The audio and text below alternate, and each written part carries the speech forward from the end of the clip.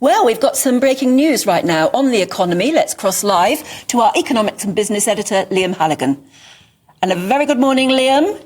Tell us the latest news.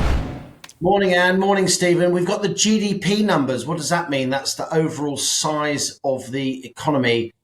And I wouldn't say it's great news, but it's not particularly bad news. A lot of people were expecting the UK economy to contract in the third quarter. That's July, August and September. And if you get two successive quarters where the economy is contracting or getting smaller, that's what we call a recession.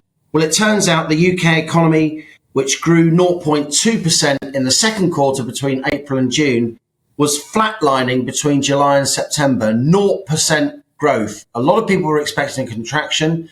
It didn't happen. So it's not amazing news, but it could have been a lot worse. And what we're seeing is the economy flatlining. This, I think, Anne and Stephen, is why the Bank of England didn't raise interest rates this month or last month. We've had 14 successive rate rises, but it does now seem that rates have peaked. So the UK economy is flat. And part of the reason for that is that manufacturing is flat, as reflected in Anna Riley's excellent report there from Scunthorpe about the steelworks. So how do we then get to, not us, how does the government get to a point where actually the economy can, thankfully it's not going down. How do we make it grow?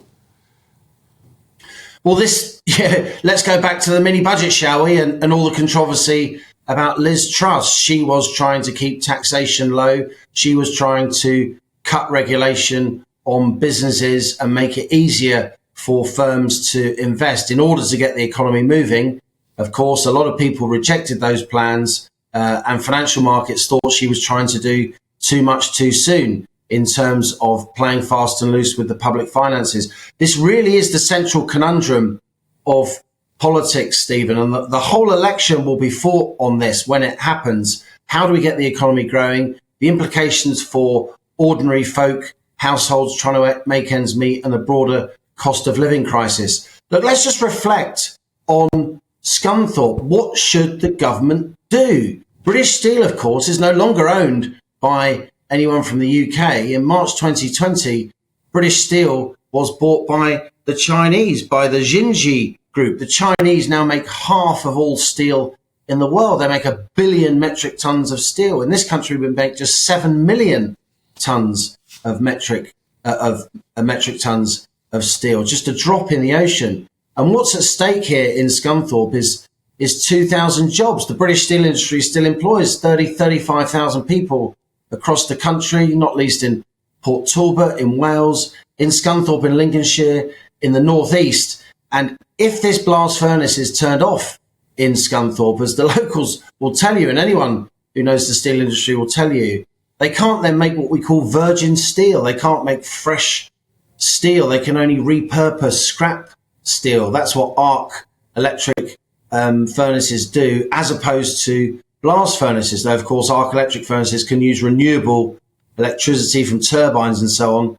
So ministers can tell themselves that they're promoting the green economy. So there's an awful lot at stake here, not just in terms of jobs, but also in terms of the strategic ability of the UK to run its economy. Infrastructure projects, so much of what we do in life, building wind turbines themselves, building railways, building buildings, it needs lots and lots and lots of steel.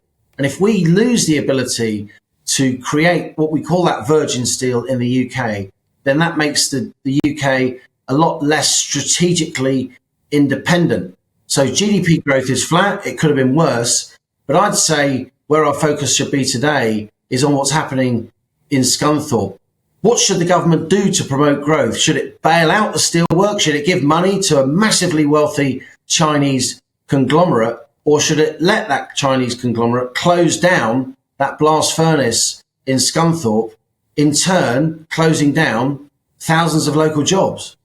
Well, I suppose a lot of people might hear you say that and say, why did we sell it to the Chinese in the first place? Because British investors wouldn't come forward.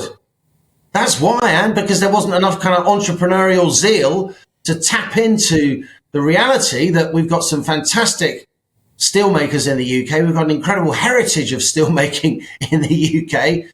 you saw that in Anna's excellent report, those old photos of families who've been making steel in that part of Lincolnshire for generations, and yet British entrepreneurs, British pension funds, insurance companies, our big institutional investors, they would not come forward and invest.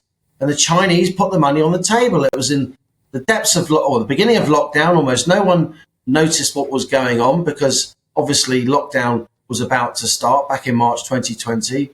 And the Chinese bought that massively strategic company. Some of us warned at the time that that shouldn't happen. And of course, in Port Talbot, it's Tata, an Indian company. And what both these companies are trying to do, they've got their hands out trying to get money from the government to subsidize their commercial activities, because they know the government will be now loath to hear people like me on the telly saying, gosh, you're going to lose all these thousands of jobs and this is strategically really bad for the UK economy. So this is what big companies do. They sort of play Russian roulette with the government. Are you going to give us the money to bail this out so you don't have to take the political hit from this? So there's big strategic issues here at stake. I personally think the government will come forward and try and save this steelworks at Scunthorpe, at least save the blast furnace, because jobs are tied up with that, as well as the strategic ability to make, as I said, what we call virgin steel from, from first principles, rather than relying on scrap metal, frankly, repurposed steel, which is what electric arc furnaces do, as opposed to those traditional blast furnaces. Okay.